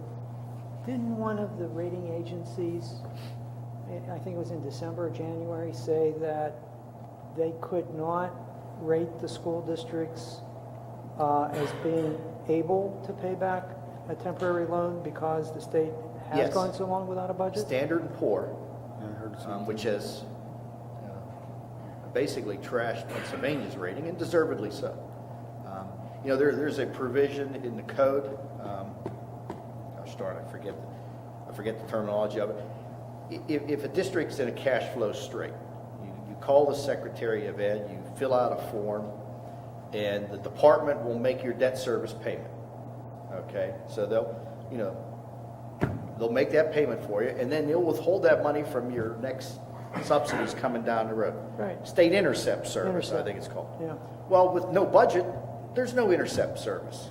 There's no money that PD can send them. So what guarantee then do the bondholders have? Does the bond insurance kick in at that point? Because now you're in default. Or you go out to borrow money to pay on debt. Boy, that's a crazy situation, isn't it? You're borrowing money to pay off borrowed money. Well, there's a possibility then that banks may not be willing to loan in March. It is possible. Okay. You're right. I could come back with a big, no, we're not interested. I don't see that. I was already contacted by a bank that I had a long-standing relationship with. We don't, as a district, but I tried to cultivate good relations out there over the years. So a banker called me and said, they're still willing to help us out if I need it. We need it, and all we'd have to do is establish a banking relationship with them. And if they're willing to work with my terms, I don't see any problem with opening up an account with that bank. But I still got local banks here in town to talk to, and of course PNC. Now PNC is the one that I'm really worried about, and I've not heard some good things about them. That they're making people pay interest on those lines of credit, not being as generous. So I don't know. I will lean on our rep pretty hard. But again, they're a big outfit. They don't need to be friendly neighborhood bank like they were many years ago when they were just Pittsburgh National. But All right, thanks, Jim. don't print that. It's been an interesting week, obviously, in terms of weather. We haven't had to cancel yet, but we have had some delays moving forward, so we're hoping for no more cancellations and hoping for no more Arctic clippers and any of that nonsense. Then we'll see what happens. I provided you with some pictures of the unexpected maintenance projects that cropped up during the past few weeks. The auditorium is scheduled for repair this weekend. The SES exterior wall panel will follow shortly when the materials are available and the weather breaks. And the pipe at the high school is right now scheduled to be a summer project. My understanding is they have had another issue there this evening, so we'll see how that all goes. Pennsylvania School Boards Association has finally begun to work on our policy review and revision. So I'll be sending you section 000 next week for your review. And I'll be sending that to you by email, because if I send it by paper, we're going to be killing a lot of trees, folks. So I will be emailing you section 000 as PDF attachments, and also the board operating guidelines that accompany section 000. Those are drafted. I've sent them to Mr. Patonic for his review. You'll notice when you get them that the one section in the 000 part of the manual is called cross-reference. And what that is they've taken everything that was in the old policy and indicated this is what we've changed, here's what we've changed it to, and here's why. So they've made you kind of a table there. So instead of trying to do a side-by-side analysis, they've done that for you so you can see what is being changed. I'd like to get those posted in March and move on to an adoption after the 30-day posting period, because we'll be starting another section. I'm trying to find out, Mr. Bentz has suggested that we go to 700 next, because it's been 2 or 3 years since we've looked at 707, which is a perennial favorite here. So we'll see if we can get them to revise the 700s next, if they're able to go out of order and move from there.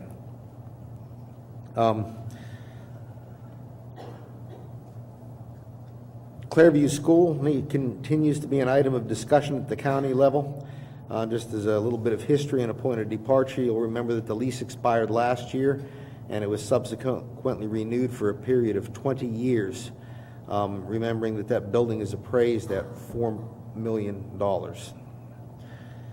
For the first 5 years, the lease payment is $21,829.50 per month, or $261,954 a year.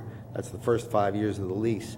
For the second 5 years, it goes up to $24,028 per month, or $288,343 annually. That's the second 5 years. For the third 5 years, it goes up to $26,421 per month, or $317,061 a year. And then for the last 5 years of the lease, ending in 2035, the lease payment is $29,041 per month, or $348,465 a year. So over the 20-year life of that lease, the total lease payments that the IU is paying to the venture capital group based out of California is $6,079,265. Now, during the first part of the lease, there's an option to buy the building for $4,400,000, which is $400,000 approximately more than it's valued at, according to the individual who did the appraisal. That option would expire on March 13th, 2018. And if there were a consortium of school districts that were interested in doing that, that would result in a difference in lease payment of about $1,679,265 throughout the county.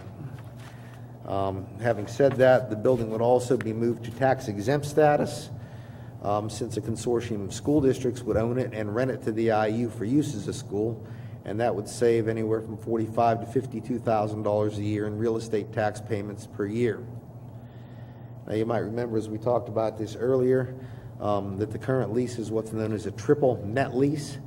So that means the tenant, or in this case the IU, and therefore us in a way, is responsible for paying utilities, insurance, maintenance and repairs except the roof, and real estate taxes. Okay, and right now, all that rental is being covered by student tuition. Student tuition right now is about $32,100 a student. And that covers the cost of the lease, and it covers the cost of special education programming that goes on up there. Enrollment there is in the 140s right now, I believe. We currently have 6 students that are attending Clairview. The proposal on the table is that interesting districts in the county could purchase 1 or more shares of the building, and each share would cost $294,000. Most of that money would go toward the purchase price of the building, and a small portion would go into a capital fund for the maintenance needs of the building. The consortium of districts then would rent the building to the IU, who would continue to operate the program. So districts who own the building would not necessarily have any control over the programming, just as we don't have that control now. That's completely run by the IU. The estimated return on our investment, or on the investment to member districts, would be about $19,600 a year, with complete estimated return on investment to occur in 15 years. So in other words, districts that spend $294,000 would recoup that entire cost in 15 years according to the projections that were given to us. So our question is, do we want to continue with the present arrangement and continue to lease the building with the understanding that the intermediate unit, and in a way us as members of the intermediate unit, are responsible for the lease payment, even if Clairview's enrollment declines to the point where the school is no longer viable? And you'll know that as enrollment declines and costs remain the same, fixed costs especially, we can do something about personnel as enrollment declines, but you can't do anything about this. So as enrollment declines, tuition goes up to cover these costs. Or the other option is, do we want to enter into a building owner consortium and own part of the building? In both of these scenarios, the option to sublet all or part of the building or to relocate IU administrative offices is something that we can consider. Some districts have already decided against participating in a consortium, and I do not know at this point in time if any districts have committed becoming part of a consortium. We've talked about this at length.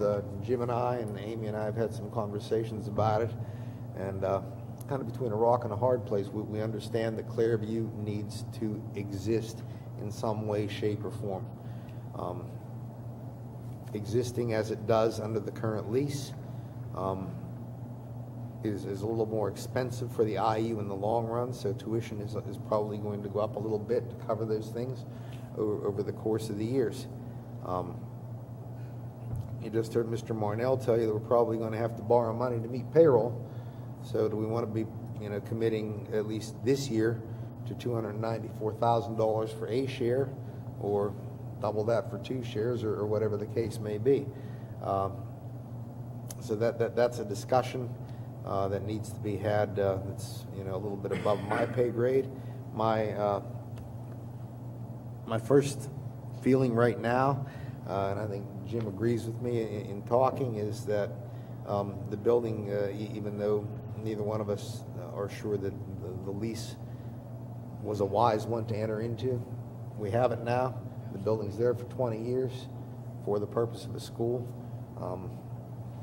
and our costs can be controlled somewhat by the number of students that we have there. Next month I'll be presenting you with some options that Mrs. Snyder is putting together to form an autistic support classroom at the middle school. She doesn't quite have that finished yet, so I don't know whether that's going to be a cost-effective option for us or not. But if that happens, then our need to send kids to a place like Clairview are becoming less, because we're learning to handle those cases in the neighborhood school, which is probably what we should be doing in terms of taking care of our citizens in our local schools. Now, there will always be what we call low incidence cases, children who are so medically fragile or so have such multiple disabilities that it's just not prudent or cost-effective or even practical for us to try to handle those needs here. So there's always going to be a need for a school like Clairview where those needs can be met. We need the school.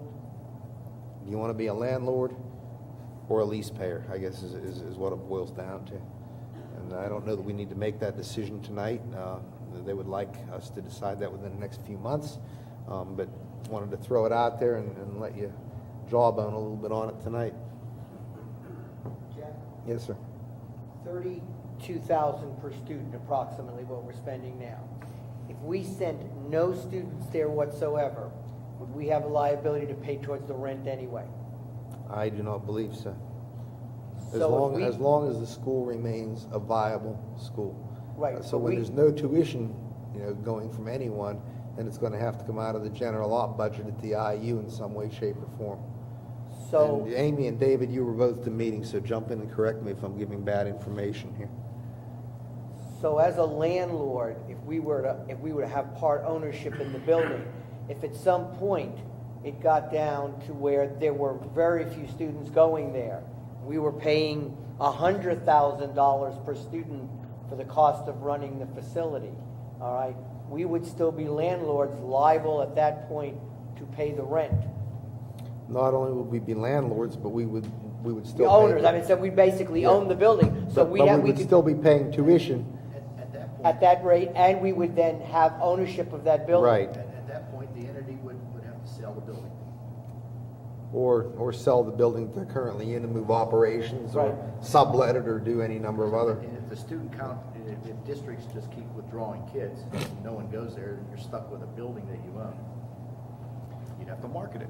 Having said that, the enrollment, the projected enrollment when the lease was up in the air was about 20 to 30 kids less than it actually turned out to be. So when it became apparent that the school would continue to exist, districts did then commit and send some additional kids. But the enrollment is down by about, I want to say about 50 kids from what it had been several years back. There were about 180 some there, now 140 some. Here's what disappointed me about that school. When they opened it, I thought it was to consolidate all the special needs services of the county there. And I was happy. I thought, I won't be busing kids to all 8 corners of the compass. They opened up the building, and I'm still sending kids to other institutions. Like we send kids to Clelian Heights. Well, why are we sending kids there paying tuition? Why are they not being educated at the Clairview School? And we're sending kids to other entities. So not all services did not get consolidated there. So that's one of my rubs. And part of the reason for that is with students were already at Clelian Heights. Sometimes parents were not satisfied with the services that the IU or Clelian Heights or NHS, so those students move from time to time. Some of the tuitions vary from school to school to school. And in some cases, with the least restrictive environment requirements, districts are pulling kids back into the neighborhood schools, and that's court decided. I'm concerned that if we were to be part owners of it and enrollment continues to decrease, obviously the cost per student increases, then that forces other places to pull their students out because it becomes prohibitive to send their children, which then again increases the tuition to the point where you might have to close the facility and now you're an owner looking to dump a piece of property.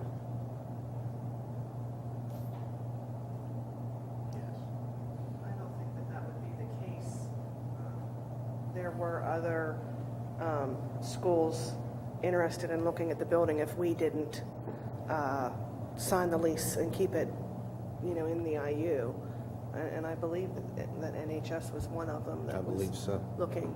So would they, at this point, since we have a 20-year lease, and IU has a 20-year lease, if the number of students were to decrease to the point where it really was almost fiscally irresponsible for us to send children there, what would they do? Could they sublet it? Are they allowed to sublet it under the lease conditions? Yeah. So they could sublet. So they're not really stuck with a 20-year lease as long as they can find some other renter to take the facility over. The current lease, we're stuck with the 20-year lease, Right, yeah. but we can sublet. Okay. Or in some cases, they were talking about moving some of the current services that are placed in other schools to that. For example, the Crossroads program, which is kind of an alternative ed therapeutic program for students with issues, might move there. But then there was concern that, some of the populations might not be good mixes.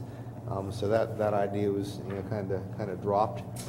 They also talked about moving the administration building over to Clairview. Feasibility, I don't know that there's enough room, but they were going to look into that if it came down to it. Because the IU does own the administrative Right. offices, but they cannot own a school building. So, then it's The very... only thing that bothers me is we're looking at our own buildings right now. It has to be done in this school district instead of being a landlord somewhere else and take care of our own people right here. This is what bothers me about the whole scenario of everything. We have problems here, but we need to solve. That's my own opinion, and that's all I'm going to say. And that's a good point, Mr. Beistel. I think the reason this whole conversation came up is because the numbers I quoted you in terms of what we're paying lease-wise are exorbitant. No one was happy. That was the best deal they could get at the time. So the option to buy was a way to mitigate the high lease payment. But it puts all this included that buy into it on a short leash, because then you are stuck then as the owner. Right now, That's correct. Clearview, that is the owner from the standpoint of they're renting it. They're the ones who have the liability if nobody else goes. They would have to then either subcontract or do something else with the building. But if we own it, then we become 1/17 or whatever percentage we buy of it, of the problem. Right. And I believe that, I believe that we were the only district that voted no to not sign the lease. Yes, we were. I believe we were the only district that voted no. I think that Norwin abstained from the vote and everybody else voted yes. Right. And we didn't vote no because we didn't want Clairview to exist. We voted no because we thought it was a bad deal. That's right. So that's Clairview.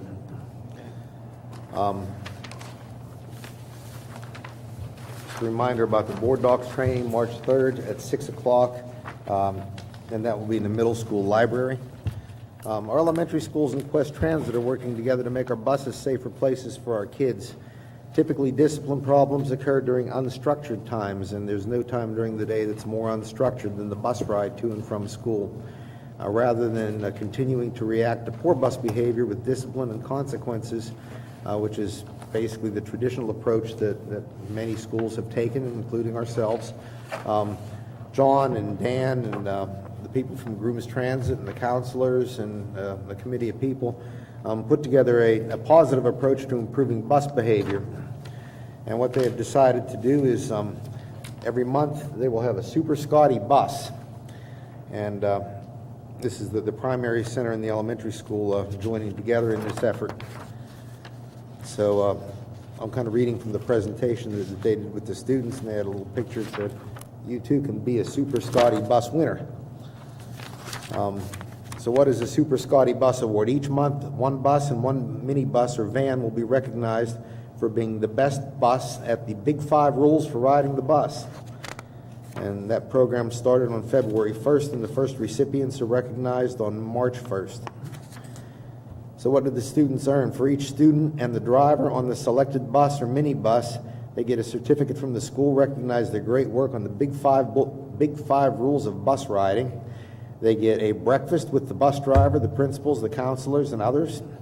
They get their picture with the bus and the driver, which will be provided to the local newspaper and put on the website. And the bus that is selected will get a magnet that they get to carry on the side of their bus for the following month. And Mrs. Posca, our art teacher, designed the Super Scotty bus magnet. So that would be their reward. So what do we have to do to be a Super Scotty bus? Well, the driver turns in a weekly rating sheet, and the sheets are added. And each month, one bus and one minivan will be chosen for having the best behavior on the bus. And we're going to try to obviously, rotate that so that students keep trying. And then we talk to the kids, or they talk to the kids, I should say, about why the big 5 rules are important. Well, they're important because we want our kids to have a safe and happy ride to school. We know that our drivers want to do a good job, and we also want our students to be good citizens while they're riding to and from schools. So what are the big 5 rules? Stay in your seat. Use your inside voices. Keep your hands and your feet to yourself. Be respectful to your peers and to your driver, and talk to your driver if you have a problem. Not too difficult. The young kids sometimes have problems with those big 5 rules.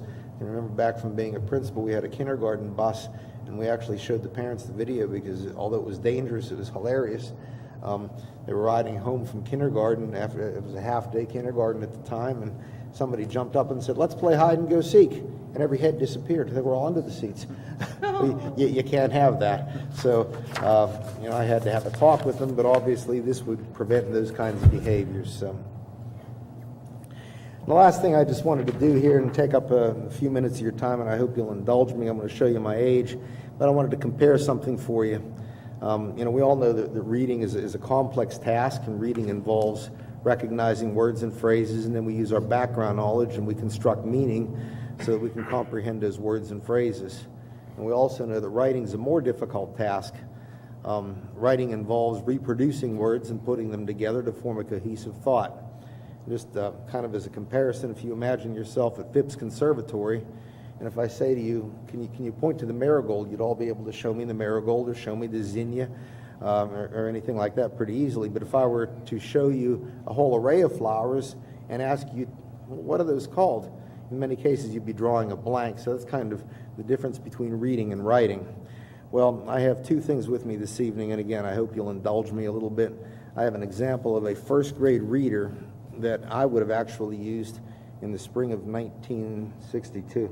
And I'm just going to read a little bit of a typical story for you. And as I read this story, I want you to notice how many single-syllable words there are in the story. I want you to notice how many multisyllabic words there are, and I want you to think a little bit about the sentence structure. Okay, I'm just going to read a couple of pages, and this story is called Pigs, Pigs, Pigs. So it goes like this. "Come here, Boots," called Dick. "Give me a little help. There is a pig under the car. Help me get it back in the pen." Boots barked and barked at the pig.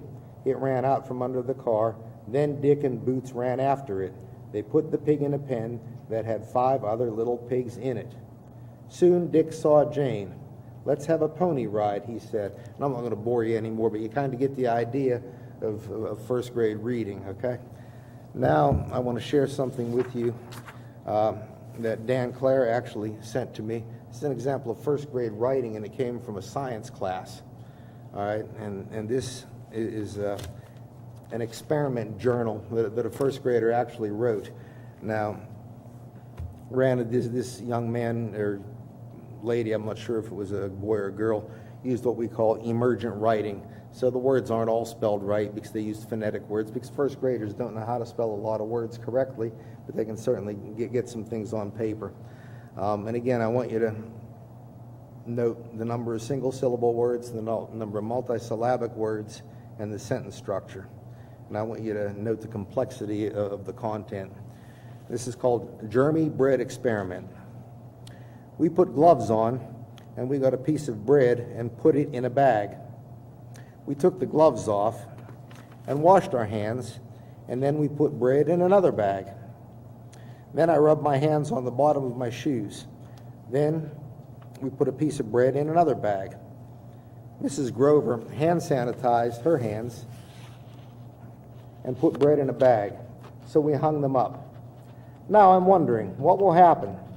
So my hypothesis for the control bread is it is going to stay good. And my hypothesis for the clean bread is it will get a couple of black dots on it. And my hypothesis for the dirty bread is it will fall all apart. So my hypothesis for the sanitized bread is it will get all crumbly. That's all. But you listen to what our first graders are doing in terms of writing, it's a whole lot more complex than things that we were reading when we were going to school. So when you hear people tell you that we're dumbing down our curriculum, I don't think so, folks. There's a lot more complexity going on, and I just thought that was a really, really cute example of what we're doing. So it's not the good old days anymore, and it's an example of rigor in first grade. You better watch out, Jack, because that's what they're doing in first grade. If you did that in first grade, your job's in jeopardy. You're exactly right. Exactly. And we didn't know what a hypothesis was till high school, right? Exactly. So that's all I have, Mr. Benson. Thank you. Solicitor's report? Based upon our executive session, I would ask the board to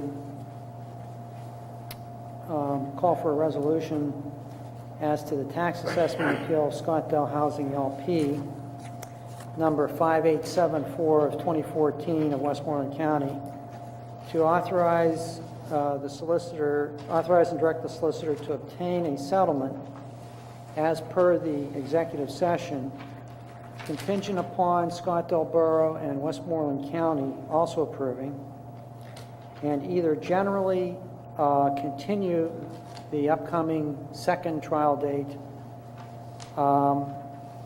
pending final public approval by a final resolution of all the tax districts, including ours. Or, if the owner's board does not approve, then to try the case to decision by the judge. And as way of explanation, we've started this trial. It's about halfway through. There's been some further settlement discussion. I don't want to start talking about numbers when the other entity has not yet had that discussion with their attorney. So to show our seriousness about trying to proceed and also to tidy up things, I'm asking for approval of that resolution. The final resolution, with all the numbers in it, would still have to come back to you for approval. But this way, I've got something to stand on with both the court and the other attorney that, yeah, we're serious about this. Need a motion? So I'm asking for a resolution. Need a motion, please? So moved. Motion by Mr. Calero, second. Second by Mr. Beistel. Questions? Questions from the audience? This is a non-agenda item. Roll call, please. Mr. Calero? Yes. Mr. Fry? Yes. Mrs. Love? Yes. Mr. Polakowski? Yes. Mrs. Shipley? Yes. Mr. Ault? Yes. Mr. Beistel? Mr. Benz? Yes, motion passes 8-0 with one absent. We'll have a further development in March with the Spirit SPE portfolio tax appeal. Reports have been exchanged between attorneys of the two different appraisers. And as a final matter, I just want to acknowledge, so that you would know, I had absolutely nothing to do with drafting Resolution NB02, which Dr. Molnar read earlier tonight. That came from the IU. That's meant to be humorous. Thank you. I did ask Dr. Molnar if that was your handwriting. I said it was. And all we're doing is buying copier paper. I mean, seriously. You know, reams of white paper. And Citizens' comments, please. that's how complicated government has become. Seeing none, any board members have anything? Seeing none, just a couple quick items. For the coming year, we have board, our standing committee chairs for the year. We have Mr. Polakowski, Buildings and Grounds and Technology, Cafeteria, Mr. Fry. Curriculum, Mrs. Shipley. Extracurricular, Mr. Beistel. Finance, Mr. Calero. Personnel, Mr. Benz. Safety, Mr. Alt. Public Affairs, Mrs. Rhodes. And Transportation, Mrs. Love, just to get that on the record. Also, two contract committees to sit down with the superintendent, the business manager in the future to discuss their contracts. Will be myself, Mrs. Shipley, Mr. Calero, and Mr. Alt. And I'll be contacting all of you to figure out a schedule to move forward with that. And I need a motion to adjourn, please. Motion by Mrs. Shipley. Second. Second by Mr. Polakowski. All those in favor say aye. Aye. All those opposed? Motion passes 8-0. Thank you. Good night, everybody. Thanks, folks.